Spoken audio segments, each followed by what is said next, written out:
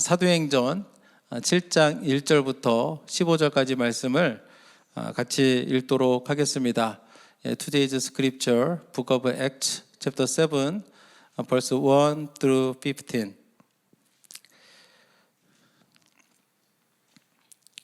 우리 서로 한 절씩 교독하시고 마지막 15절은 한 목소리로 읽도록 하겠습니다. 대제사장이 이르되 이것이 사실이냐?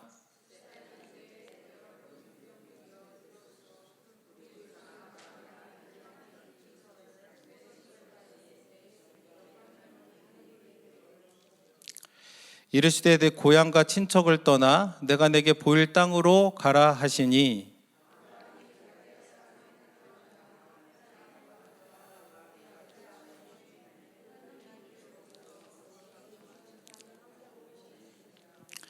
그러나 여기서 발붙일 만한 땅도 유업으로 주지 아니하시고 다만 이 땅을 아직 자식도 없는 그와 그의 후손에게 소유로 주신다고 약속하셨으며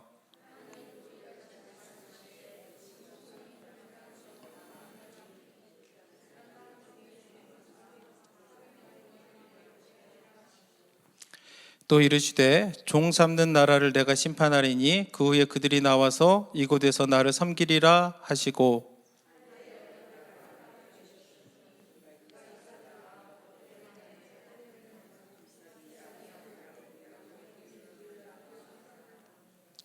여러 조상이 요셉을 시기하여 애굽에 팔았더니 하나님이 그와 함께 계셔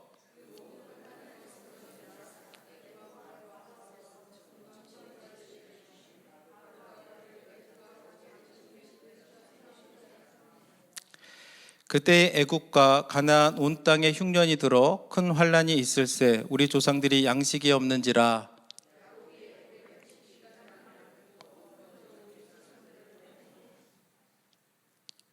또 제차 보냄에 요셉이 자기 형제들에게 알려지게 되고 또 요셉의 친족이 바로에게 드러나게 되니라.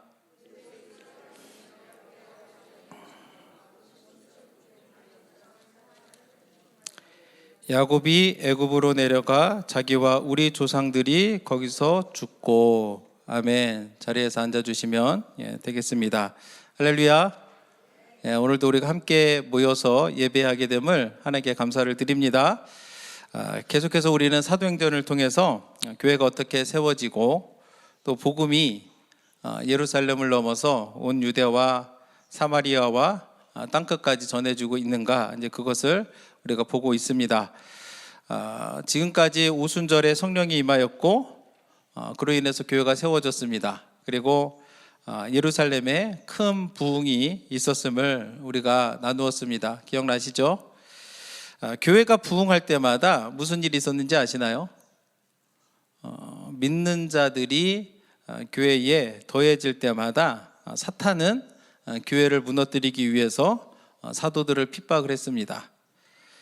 그리고 아나니아 삽비라를 이용해 가지고 교회의 거룩함을 무너뜨리려고 노력을 했었고, 또한 내분을 일으켜 가지고 원망과 불평을 가득하게 해서 교회를 무너뜨리려고 했습니다.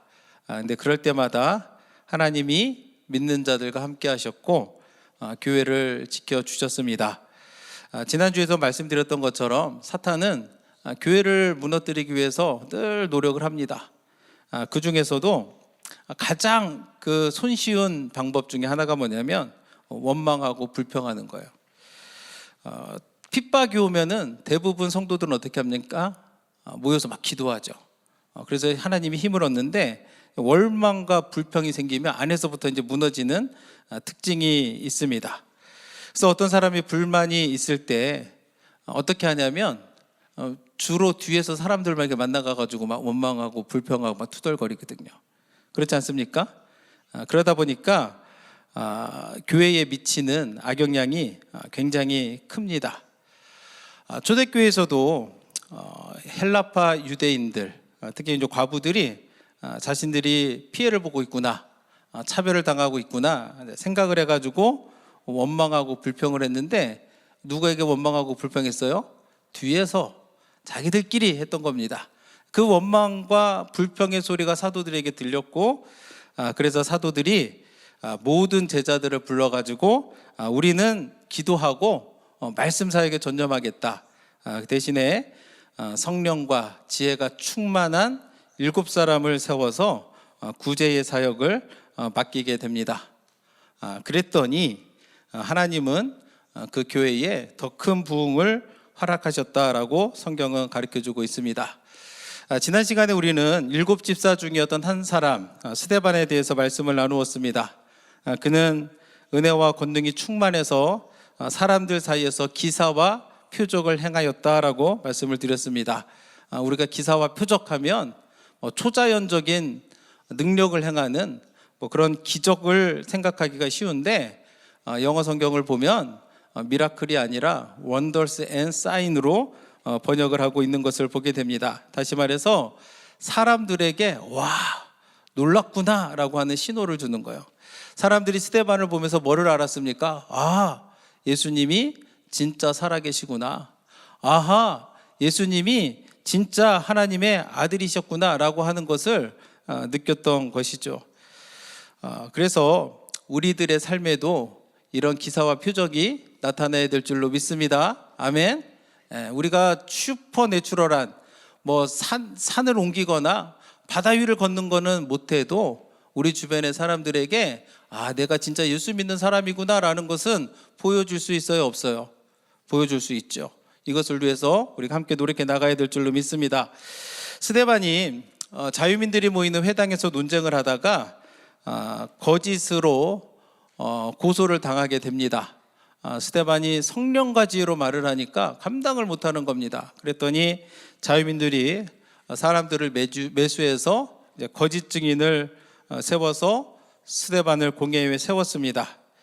굉장히 억울한 상황이죠. 이럴 때에 스데반이 어떻게 했을까를 생각하면서 오늘 주시는 하나님의 말씀을 함께 나누기를 원합니다. 1절 말씀을 같이 보시면 이렇게 말씀하고 있습니다. 대제사장이 이르되 이것이 사실이냐. 스데반이 재판을 받고 있는데 그가 고소당한 이유가 4가지 신성모독 혐의로 고발을 당했습니다. 거짓 증인들이 돈을 받고 나서 뭐라고 얘기했냐면 스데반이 하나님을 모독하더라. 스데반이 율법을 거슬러 말하고 행하더라. 또한 나사렛 예수가 이 성전을 헐 것이라고 말하더라. 또 모세가 우리에게 전해준 규례들을 고치겠다라고 말하는 것을 내가 들었다라고 거짓말로 증언을 했습니다. 그랬더니 대제사장이 스데반에게 묻는 거예요. 이것이 사실이냐. 이 대제사장이 누구냐면 가야바입니다. 가야바는 누구냐면 예수님을 십자가에 못 박았던 사람 중에 하나죠. 그러니까 기본적으로 예수의 복음을 전하는 스데반을 좋게 볼 리가 없는 거예요. 그렇지 않습니까? 지금 이 자체만으로도 지금 스데반에게 엄청난 위기가 닥쳐왔다라는 것을 알게 됩니다. 여러분이라면 이런 위기 순간에 어떻게 하시겠습니까? 스데반은 오히려 이 기회를 어떻게 삼냐면 위기를 복음을 전할 기회로 삼는 모습을 보게 됩니다. 대제사장이 거짓 증인들이 하는 말을 듣고 나서 이것이 사실이냐라고 물을 때에 그는 뭐라고 하냐면 여러분 부형들이요 들으소서 하면서 설교를 하기 시작을 합니다. 생각해 보면 사실 애초에 스데반이 지금 공회에 잡혀서 재판을 받는 이유가 뭐예요? 복음 전해서 그런 거예요. 예수의 복음을 전했기 때문에 지금 본인이 억울하지만 붙잡혀가지고 재판을 받고 있는 겁니다. 그런데 지금 그 순간에 스데반은 또 뭐를 하고 있냐면 복음을 전할 기회로 삼은 거예요. 자신이 처한 위기의 순간을. 우리가 생각을 해보면 스데반이 처음에 성경에 등장한 때가 언제입니까? 7집사를 세울 때입니다. 7집사를 왜 세웠습니까? 사도들이 구제하는 일까지 하다 보니까 너무 힘든 거예요. 그러다 보니까 소홀한 일들이 생기는 겁니다. 그래가지고 성령과 지혜가 충만했던 사람 7사람을 세워서 구제의 사역을 하게 했습니다. 그런데 우리가 여기에서 깨닫게 되는 것은 뭐냐면 스데반이 구제 사역만 한 게 아니라는 거예요. 그렇지 않습니까? 스데반이 구제 사역을 잘했겠습니까? 안 했겠습니까? 7집사를 세우고 나서 더 큰 부흥이 임했으니까 스데반은 구제 사역 열심히 했을 겁니다. 근데 스데반은 그것만 한 게 아니고 또 무엇을 했냐면 예수 그리스도의 복음을 전하는 데에도 열심을 내었다라는 사실을 성경은 우리에게 가르쳐주고 있는 겁니다. 그래서 이 사실을 통해서 우리가 깨달아야 되는 것, 잊지 말아야 되는 것은 뭐냐면 예수 믿는 모든 사람은 복음의 증인으로 부름을 받았다라는 사실을 우리가 기억해야 될 줄로 믿습니다. 지금 이 자리에 여러분들 예수님 믿고 계시죠? 여러분들 다 복음의 증인으로 예수님이 여러분들을 부르신 줄로 믿습니다. 교회에 많은 사역들이 있는데 사실 어느 것 하나 중요하지 않은 것이 없습니다. 어떤 사역이 더 중요하고 어떤 사역이 덜 중요하고 이렇게 나누기가 참 쉽지가 않죠. 그런 의미를 그런 일이 없는데 그래서 남들보다 먼저 와서 주보 적고 안내하고 중보기도 하고 친교 준비하는 게 다 중요해요. 근데 그보다 더 중요한 것이 있는데 뭐냐면 우리가 복음의 증인으로 부름을 받았다는 거예요. 믿으십니까? 지금 스데반이 7집사로 세움을 받았습니다. 이때가 언제냐면 사도행전 6장에서 받은 거예요. 근데 그보다 앞서서 사도행전 1장에서 예수님이 승천하시면서 뭐라고 하십니까? 너희는 내 증인이 되리라 라고 말씀하시는 겁니다. 그렇기 때문에 우리가 하는 모든 사역, 사실은 구제 사역 왜 하는 거예요? 예수님의 복음을 전하려고 하는 거예요. 맞습니까? 우리가 하는 사역들이 귀한데 그 모든 사역의 목적이 뭐냐면 복음 때문이라는 거예요. 복음 때문에. 그렇기 때문에 이 자리에 있는 여러분들도 정말 예수 그리스도의 복음을 전하는 것이 내 삶의 우선순위이다라는 사실을 여러분들이 믿으시기를 주님의 이름으로 축원합니다. 지금 스데반이 복음을 전하다가 고소를 당해서 재판을 받고 있습니다. 이런 상황을 맞이하면 당황하거나 낙심하거나 또 어쩌면 어떤 사람은 하나님을 또 원망하기도 하죠. 이게 뭡니까? 하고 또 후회할 수도 있습니다. 내가 괜한 거를 했다. 안 했으면 좋았을 텐데 고난 당하니까. 그런데 하지만 스데반은 그렇게 안 했죠. 제사장이 이것이 사실이냐 물을 때에도 아니다. 나는 그런 적 없다. 이렇게 말하지 않아요. 그런 순간에도 그는 그곳에 모인 모든 사람들에게 예수의 복음을 전하기 위해서 설교를 시작하는 모습을 보게 됩니다. 이것이 바로 스데반의 모습이었습니다. 그러면 스데반은 어떤 설교를 했을까요? 지금 그 재판에 모인 사람들은 기본적으로 예수님에 대해서 그렇게 좋아하는 사람들이 아니에요. 그렇죠? 예수님을 십자가에 못 박았던 똑같은 상황 가운데 있는 겁니다. 그런 상황 속에서 스데반은 어떤 설교를 했을까? 2절 말씀을 보시면 스데반이 이르되 여러분 부형들이여 들으소서. 우리 조상 아브라함이 하란에 있기 전 메소포타미아에 있을 때에 영광의 하나님이 그에게 보여라고 이야기합니다. 이렇게 스데반은 설교를 시작을 하면서 9명의 인물에 대해서 설교를 합니다. 그래서 사도행전 7장은 대부분이 스데반의 설교로 이루어져 있습니다. 아주 긴 설교인데 그 중에서 가장 먼저 언급하는 사람이 아브라함인 거예요. 아브라함이 누구죠? 잘 알죠? 우리들은 아브라함 하면 어떻게 생각하냐면 믿음의 조상이라고 그렇게 생각을 합니다.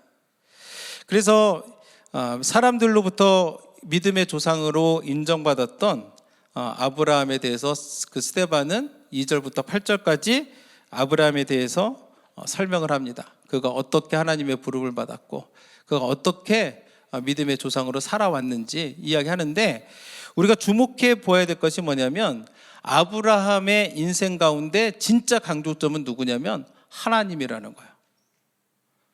2절에서도 뭐라고 하냐면 스데반이 하나님을 봤어요. 근데 뭐라고 말하냐면 영광이 하나님이 그에게 나타나셨다 그렇게 이야기합니다. 아브라함이 먼저 하나님 찾아간 게 아니에요.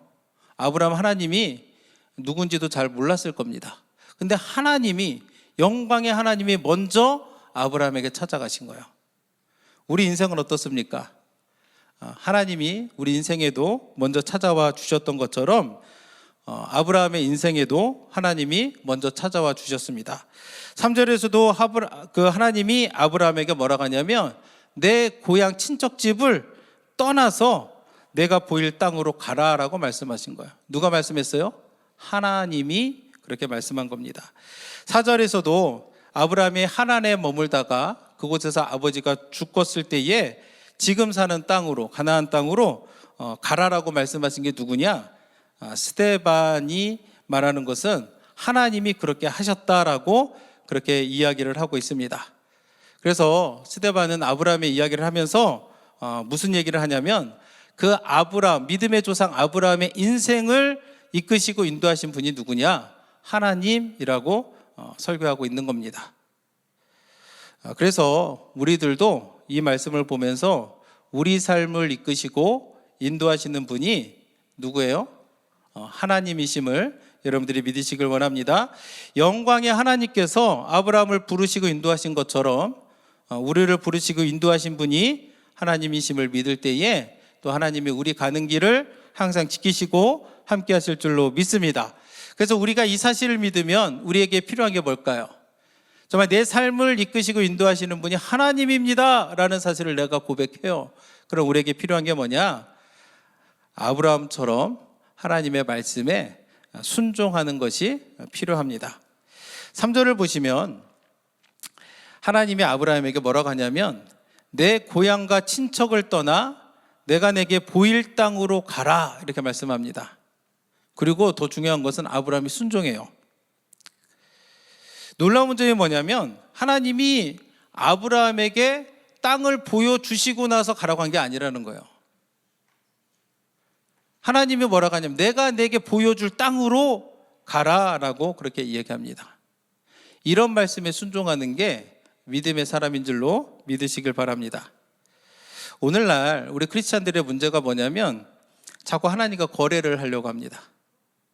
하나님의 말씀을 듣고 순종하기보다는 자꾸 거래를 해요. 그래서 뭐라고 하냐면 하나님 내가 원하는 거 해주면 나도 하나님이 원하시는 대로 순종하며 살게요. 먼저 하나님이 하는 거 보고 내가 어떻게 할지 한번 판단해 보겠다. 마음에 들면 하고 마음에 안 들면 안 하겠다. 우리가 이럴 때가 많죠. 하나님 내가 사업이 잘 되면 내가 신앙생활 열심히 하겠습니다. 이렇게 접근할 때가 많다는 거예요.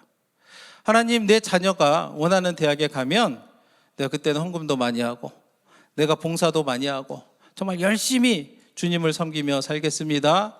이런 식으로 우리가 하나님을 대할 때가 많다는 거예요. 그런데 아브라함을 통해서 우리가 깨닫게 되는 것은 우리 하나님은 그런 분이 아니라는 거예요. 우리가 할 일은 뭐냐면 하나님과 막 조건을 걸고 막 거래하고 그런 것이 아니라 하나님을 온전히 믿고 신뢰하며 순종하는 것, 이것이 바로 우리 믿음의 사람이 가져야 될 본 모습이다라는 것을 깨닫기를 원합니다. 아브라함이 바라본 것은 뭐냐면 땅이 아니에요. 사실은 아브라함은 누구를 바라봤느냐? 하나님 그분을 바라보았다라는 사실을 우리가 알아야 될 줄로 믿습니다. 하나님을 바라보니까 그 땅이 어떤지도 몰라요. 그런데도 가는 거예요. 어떻게 해요? 하나님 보니까. 그래서 여러분들도 하나님의 말씀이 선포될 때에 하나님을 바라보시고 믿고 순종하시기를 주님의 이름으로 축원합니다. 우리가 믿음으로 순종할 때 여러분들 가운데서 역사하시는 하나님의 선하신 손길을 우리가 다 경험하게 될 줄로 믿습니다. 자, 그리고 나서 스데반은 아브라함에 대한 이야기를 한 다음에 아브라함이 이삭을 낳고 이삭이 야곱이 낳고 야곱이 우리 12조상을 낳았다라고 말한 다음에 또 누구의 이야기를 시작하냐면 요셉의 이야기를 시작을 합니다. 우리가 생각하면 이삭도 중요하고 야곱도 중요한데 이삭과 야곱은 간단하게 언급하고 바로 요셉으로 넘어가는 것을 봐요. 그것은 뭐냐면 스데반이 요셉이라고 하는 사람을 굉장히 관심을 가지고 생각하고 있다는 것을 우리는 알게 됩니다. 요셉이 누구냐? 야곱의 아들이지만 요셉은 하나님이 세우신 구원자라는 것을 우리가 기억해야 될 줄로 믿습니다. 요셉은 가나안 땅에 대기근이 들었을 때, 흉년이 찾아왔을 때에 그 민족을 구원해낸 사람입니다. 그러면 지금 스데반이 무슨 말을 하기 위해서 요셉에 대해서 강조점을 두고 길게 설명할까요? 요셉이 구원자라니까요. 근데 구원자인데 사실 형들한테 팔려갔잖아요. 누구 얘기하려고 그러는 걸까요? 바로 예수님 얘기하려고 이제 그런 겁니다. 그래서 요셉과 예수님을 보면은 공통점이 있는데 뭐냐면 둘 다 시기와 질투를 받았다는 거예요. 사도행전 7장 9절 말씀에 보면 여러 조상이 요셉을 시기하여 애굽에 팔았더니 라고 기록하고 있습니다. 요셉의 인생은 사람들로부터 시기와 질투를 받는 인생이었음을 성경은 우리에게 가르쳐주고 있습니다. 예수님은 어땠을까요? 예수님도 시기와 질투를 많이 받았죠. 마태복음 27장 17절과 18절 말씀에 보시면 그들이 모였을 때에 빌라도가 물어 이르되 너희는 내가 누구를 너희에게 놓아주기를 원하느냐 바라바냐 그리스도라 하는 예수냐 하니 이는 그가 그들의 시기로 예수를 넘겨준 줄 알미더라 라고 분명하게 말씀하고 있습니다. 또 하나의 공통점은 이렇게 이제 그 시기로 인해서 둘 다 팔려갔죠.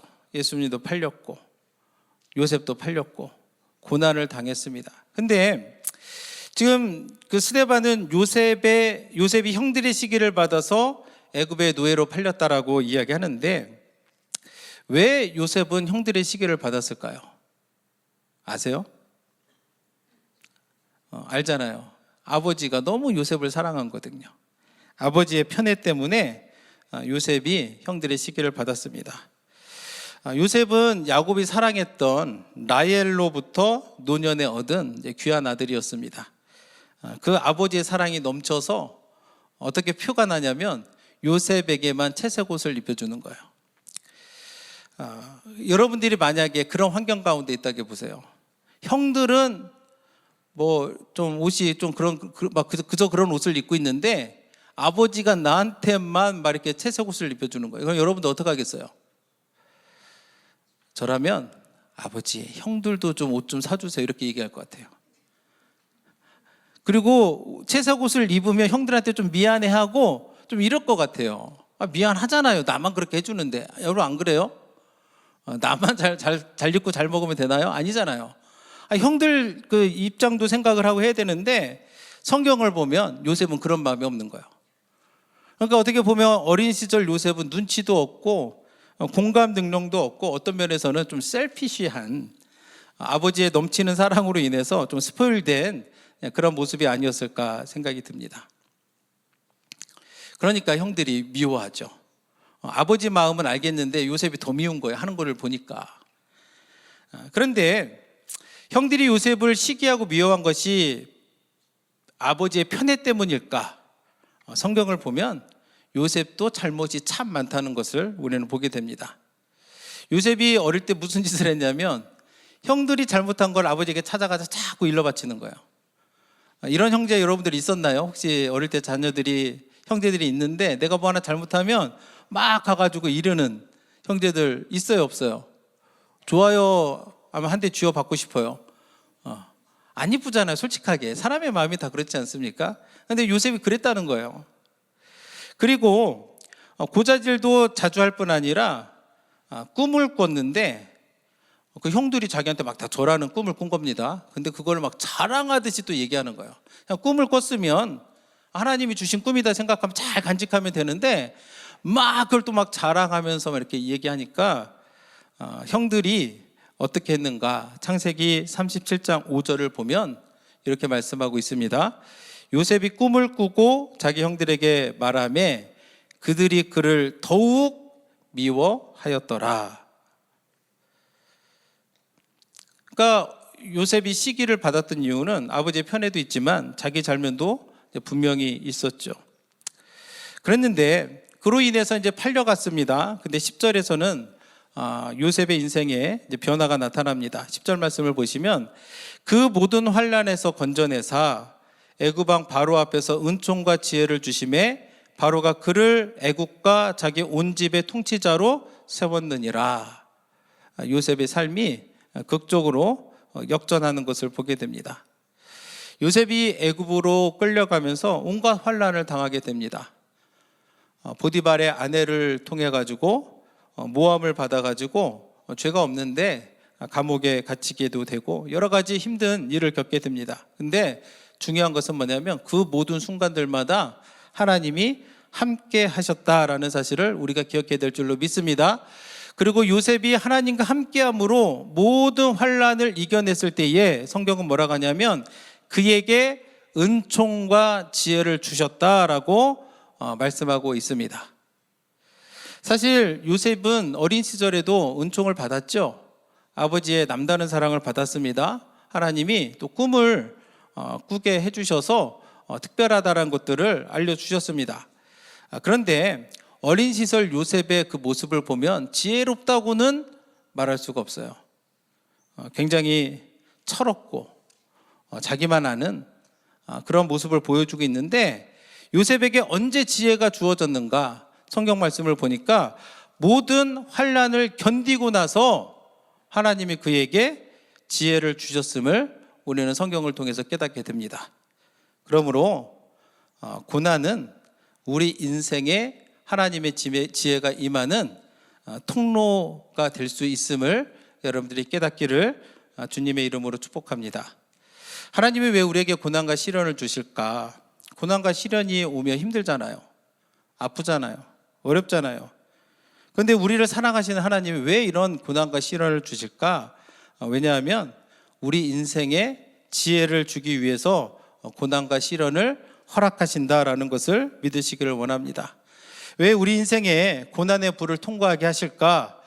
고난의 불을 통과함으로써 우리 안에 있는 불순물들이 다 정제되고 사라지고 우리가 정금같이 나오게 하기 위해서 하나님이 우리에게 고난을 허락하실 줄로 믿습니다. 중요한 것은 뭐냐면 요셉이 고난당할 때 혼자가 아니었다는 거예요. 우리 삶에도 우리가 고난당할 때 우리가 혼자예요, 아니에요?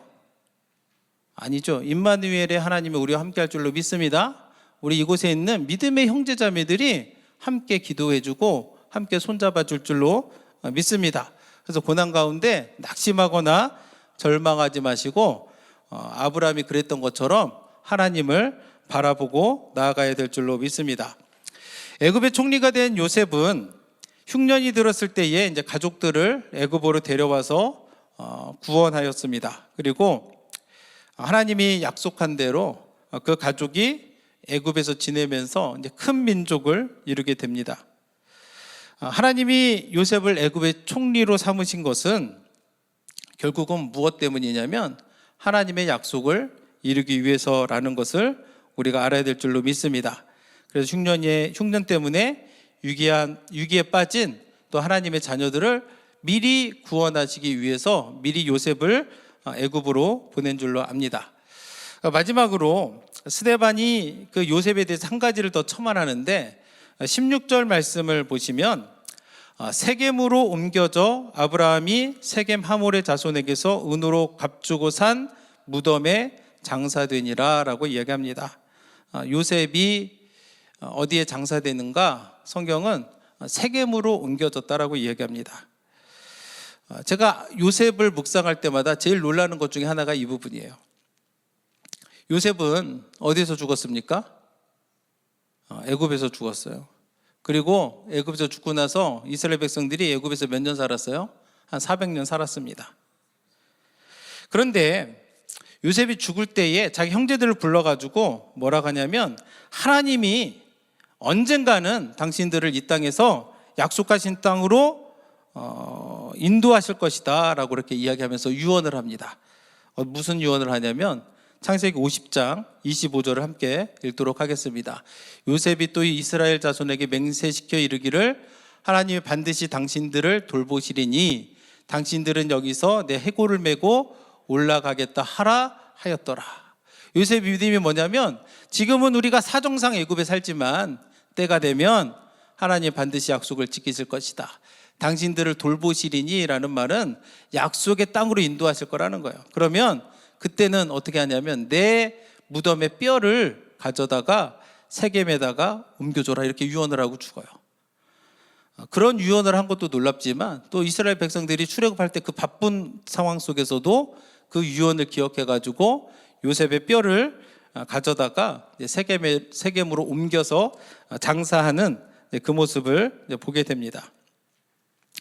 이와 같이 요셉의 이야기는 아브라함처럼 요셉도 하나님을 온전히 신뢰하며 하나님께 소망을 둔 사람이었다는 것을 우리에게 깨닫게 합니다. 수백 년이 지났어도 이스라엘 백성들이 출애굽할 때 요셉의 유언을 기억하며 요셉의 유고를 가져다가 세겜에 장사하게 되는데, 이것을 통해서 우리가 기억해야 될 것은 뭐냐면 하나님의 약속은 반드시 이루어진다. 그럼 우리가 할 일은 뭐냐면 하나님을 온전히 믿고 순종하는 것이 우리가 할 일임을 우리가 기억하기를 원합니다. 그래서 오늘의 이 스데반의 설교를 통해서 우리에게 주시는 교훈을 나누기를 원하는데, 첫째는 우리 모두가 복음의 증인으로 부름을 받았다라는 사실을 우리가 기억해야 될 줄로 믿습니다. 여러분들 다 복음의 증인입니다. 믿으십니까? 나는 아닌 것 같은데요. 하나님이 부르셨다니까요. 나는 아니라고 하지 마세요. 예수님 부르셨다니까요. 그런데 세상을 살다 보면 스데반처럼 억울한 일을 당할 때가 있습니다. 내가 하지 않은 일로 인해서 오해를 받기도 하고 위기에 몰릴 때가 있습니다.